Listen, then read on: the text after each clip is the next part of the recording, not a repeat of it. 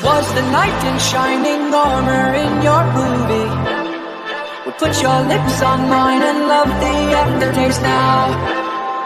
I'm a ghost, I call your name, you look right through me.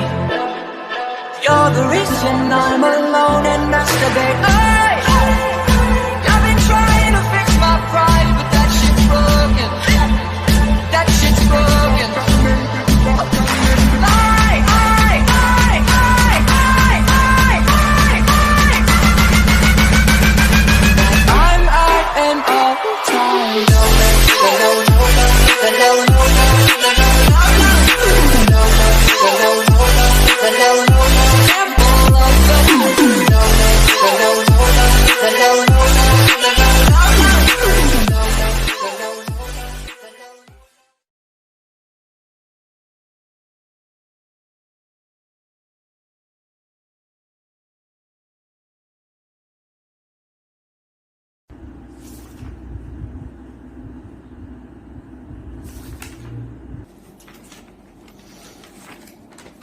Kau okey tak, Wan? Aku cuma tak faham lah tajuk isu pada tadi. Tajuk apa yang kau tak faham, Wan? Aku tak faham tajuk pasal pengasihan kuasa tu. Oh, itulah kau dalam kelas tadi tak nak fokus. Sekarang baru nak menggelabah. Itulah kau. Tadi aku nampak kau tidur dalam kelas tadi. Lain kali jangan tidur. Ya. Pengasihan kuasa ni tujuan dia adalah untuk mengelakkan suatu badan terlibat dalam pengurusan lebih satu kuasa yang boleh menyebabkan penyalahgunaan kuasa. Kau boleh bagi contoh tak? Contohnya, aku badan perundangan, Wan pula badan eksekutif dan Syah badan kehakiman.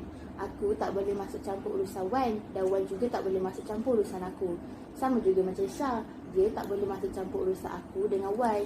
Kau faham tak? Okey, nak pendekkan cerita lah kan. Setiap badan yang diwujudkan tu untuk mengelakkan pemusatan kuasa di dalam tangan satu pihak saja.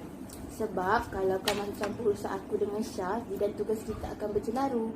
Dan sebab bidang tugas kita lain-lain matlamat. Oh, sekarang aku dah faham. Untuk pengetahuan kau, pengasihan kuasa juga mempunyai prinsip umum yang membolehkan semua badan menjalankan kuasa dan fungsi masing-masing tanpa campur tangan bidang kuasa yang lain. Oh. Tapi kau tahu tak apa tugas badan perundangan, badan eksekutif dengan badan kehakiman? Yang tu pun aku tak faham.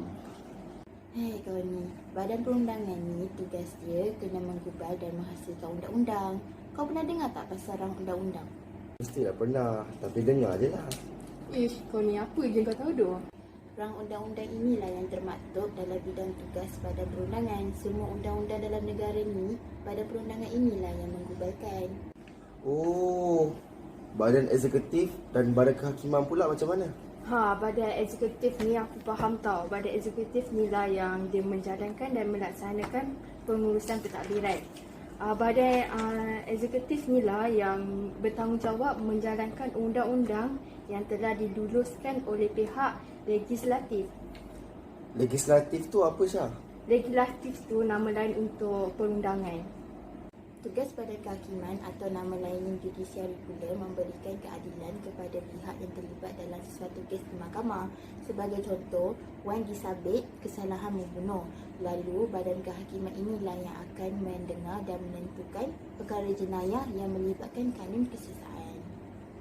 Oh, baru faham. Ni korang faham tak pasal ketua audit negara ni? Kau tak faham ke? Tak, tu aku tanya ni sebab aku tak faham. Mesti kau tidur kan tadi dalam kelas? Itulah negara jangan mengata orang. Bak kata patah, paku dulang, paku serpih. Mengata orang dia lebih. Ketua audit negara ni berperanan untuk mengaudit dan mengesahkan penyata kewangan. Peranan ni penting untuk meningkatkan kebertanggungjawaban pengurusan awam. Oh, kalau tugas beliau pula apa?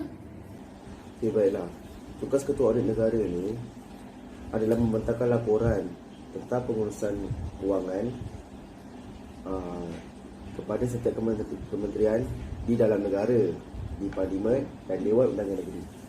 Laporan ini harus dibentangkan kepada siapa, Wan? Pada Seri Paduka Baginda Yang di-Pertua Agong serta Sultan dan yang di-Pertua Negeri untuk diperkenankan. Wow, menariknya. Aku rasa macam kongsi cerita jadi ketua audit negara lah.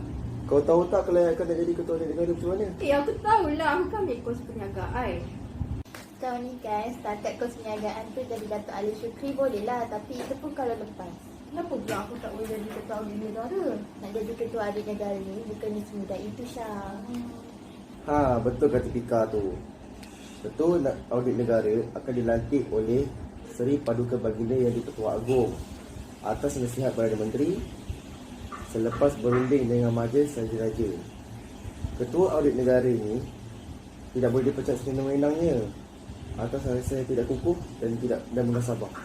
Akan tetapi ketua audit negara juga boleh meletakkan jawatan sendiri sekiranya mempunyai alasan yang tertentu. Oh, baru aku faham. So sekarang ni kan, siapakah ketua audit negara kita yang sekarang ni? Sekejap. Aku cari maklumat inilah dia ketua audit negara kita yang sekarang. Oh, nama beliau ialah Datuk ni Azmani Abdul Majid. Suka orangnya. Kalau kau nak tahu, Syah, beliau dipilih oleh Perdana Menteri kita yang lepas, iaitu Tun Dr. Mahathir Mohamad. Betul tu. Pelantikan beliau telah diperkenankan oleh Yang di-Pertua Agong Al-Sultan Abdullah Riayatuddin Al-Mustafa Bilal Shah. Pelantikan beliau telah bermula pada 23 Februari 2019 dan dijangka berakhir pada awal tahun 2021. Wah, menarik juga kisah pelantikan Datuk ini Azmani Abdul Majid ni kan? Boleh cik Kak, fokusnya tentang buku tu. Kena masa depan lah Kak. Bukan apa, Wan. Aku tengah cuba nak fahamkan tajuk yang cikgu ajar dalam kelas tadi. Kau tak faham tajuk mana kah? Aku tak faham tajuk yang jawatan kuasa kira-kira wang negara tu. Apa yang aku tahu, jawatan kuasa kira-kira wang negara ini merupakan jawatan kuasa yang mewakili Parlimen dan Dewan Undangan Negeri. Selain itu, ia juga merupakan tahap kawalan perbelanjaan yang tertinggi dalam jentera pentadbiran kerajaan. Oh, apa fungsi beliau di Parlimen, Wan? Fungsi beliau di Parlimen adalah memeriksa akaun awam dan peruntukan wang yang digunakan oleh Parlimen agar menepati perbelanjaan awam negara. Okay, berdasarkan maklumat yang aku dapat dari dalam kelas, fungsi jawatan kuasa kira-kira wang negara ni adalah memeriksa apa-apa perkara lain yang difikirkan patut diperiksa atau apa-apa perkara yang diserahkan oleh Parlimen kepada jawatan kuasa. Betul apa kata Syah. Apa pula contoh perkara lain yang perlu diperiksa? Sebagai contoh, penyata-penyata pemeriksa kira-kira negara yang dibentangkan di dalam Majlis Mesyuarat menurut perkara 107 dalam perlembagaan. Oh, Wan, aku nak tahu juga berapa orang ahli yang berada di bawah jawatan kuasa ini. Okey, baiklah. Jawatan kuasa ini hendaklah mengandungi seorang pengerusi dan tidak lebih daripada 6 orang ahli yang akan dilantik. Oh, baru aku faham. Tak nak tahu ke macam mana jawatan kuasa ini dilantik? Macam mana? Jawatan kuasa kira-kira wang negara ini dilantik oleh Dewan Rakyat di awal setiap sesi Parlimen. Oh, kalau rakyat biasa macam kita ni boleh ke jadi jawatan kuasa kira-kira wang negara? Mana boleh sebab kita tak ada kelayak kan? bukan. Sebab kau rakyat biasa nak jadi jawatan kuasa kira-kira wang negara, kau kenalah menjadi wakil rakyat daripada kalangan parti politik yang utama yang berada di Parlimen. Faham? Faham. Pukul berapa ni? Pukul 6 petang. Fokus sangat kita belajar sampai tak perasan hari dah nak senja. Lah. Jomlah kita balik. Lah, weh. Okey. Itulah kita balik. Besok lah, weh. Okey.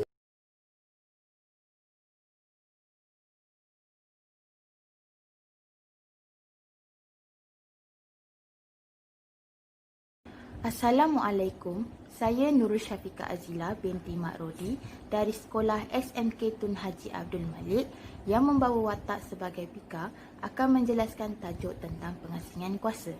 Konsep pengasingan kuasa turut disebut sebagai doktrin pengasingan kuasa yang bermaksud mengasingkan kuasa dan tanggungjawab antara badan perundangan, badan eksekutif dan badan kehakiman. Selain itu, pemerintahan sesebuah negara moden dilakukan mengikut sistem pengasingan kuasa agar setiap pihak mengetahui dan memainkan tanggungjawab masing-masing mengikut peruntukan undang-undang. Matlamat utama pengasingan kuasa adalah untuk mengelakkan pemusatan kuasa di dalam tangan satu-satu pihak sahaja. Pengasingan kuasa juga mempunyai beberapa prinsip umum yang perlu kita ketahui. Pertama, setiap badan tidak boleh memiliki kuasa badan yang lain. Kedua, tiada badan yang boleh bertindak di luar bidang kuasa yang diperuntukkan oleh perlembagaan. Ketiga, membolehkan semua badan menjalankan tugas dan fungsi masing-masing. Bagi tujuan pengasingan kuasa di Malaysia pula adalah untuk mengelakkan suatu badan terlibat dalam pengurusan lebih satu kuasa yang boleh mengakibatkan penyalahgunaan kuasa. Selain itu, bagi memelihara kepentingan rakyat, memelihara kebebasan dan mewujudkan keamanan. Akhir sekali, untuk memberikan kebebasan kepada sesuatu badan tanpa rasa bimbang diganggu oleh badan yang lain. Institusi badan yang terlibat di dalam doktrin pengasingan kuasa dalam sistem kerajaan di Malaysia terdiri daripada Parlimen, Kabinet dan semua jentera pentadbiran serta mahkamah. Badan perundangan berfungsi untuk menggubal atau menghasilkan undang-undang. Selain itu, badan eksekutif pula berperanan untuk menjalankan atau melaksanakan pengurusan pentadbiran negara. Dan akhir sekali, badan kehakiman berfungsi untuk memberikan keadilan kepada pihak yang terlibat dalam sesuatu kes di mahkamah.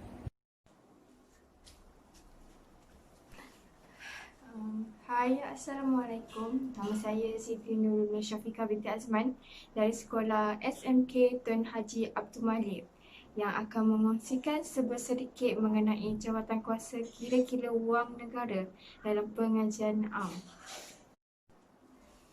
Jawatan kuasa kira-kira atau lebih dikenali sebagai PAC iaitu nama singkatan bagi Public Account Community yang telah ditubuhkan oleh pihak kerajaan. Di setiap sesi awal parlimen, jawatan kuasa kira-kira ini akan dilantik oleh Dewan Rakyat dan keanggotaannya terdiri daripada wakil-wakil rakyat daripada kalangan parti-parti politik utama. Jawatan ini terdiri daripada seorang pengerusi dan naib pengerusi yang akan dilantik oleh majlis. Tidak kurang daripada 6 dan tidak lebih daripada 12 orang ahli ini akan dilantik oleh jawatan kuasa pemilihan. Jawatan kuasa kira-kira ini dipengerusi oleh Parlimen.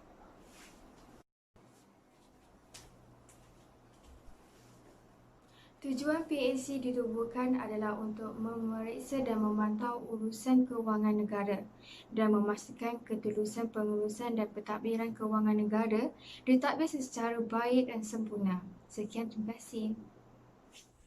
Assalamualaikum dan selamat sejahtera. Saya ialah Muhammad Izzuan bin Jamaluddin yang memegang watak wan di dalam video sebentar tadi. Baiklah, di sini saya akan menekankan lagi tentang tajuk Ketua Audit Negara. Saya akan menceritakan 3 perkara iaitu cara pelantikannya, tugasnya dan pelaporan. Baiklah, seperti yang kita tahu, Ketua Audit Negara ini dilantik oleh Seri Paduka Baginda yang di-Pertua Agong atas nasihat Perdana Menteri selepas berunding dengan Majlis Raja-Raja. Ketua Audit Negara ini boleh meletakkan jawatannya pada bila-bila masa saja, tetapi tidak boleh dipecat sewenang-wenangnya kecuali atas alasan-alasan dan cara yang sama seperti seorang hakim Mahkamah Persekutuan. Yang kedua ialah tugas beliau, iaitu kuasa dan kewajipan beliau. Beliau hendaklah memeriksa, menyiasat dan mengaudit akaun-akaun kerajaan persekutuan dan negeri, akaun-akaun mana-mana kumpulan wang yang ditubuhkan secara berasingan oleh persekutuan atau negeri, dan akaun-akaun mana-mana badan dan pihak berkuasa awam jika diperuntukkan oleh undang-undang. Yang terakhir adalah pelaporan. Ketua Audit Negara ini hendaklah menghantar segala laporan-laporannya kepada Seri Paduka Baginda yang di-Pertuan Agong yang akan mengarahkan segala laporan-laporan ini untuk dibentangkan di dalam Dewan Rakyat. Baiklah, sekian daripada saya, Muhammad Izzah bin Jamaluddin, membentangkan lebih lanjut tentang Ketua Audit Negara.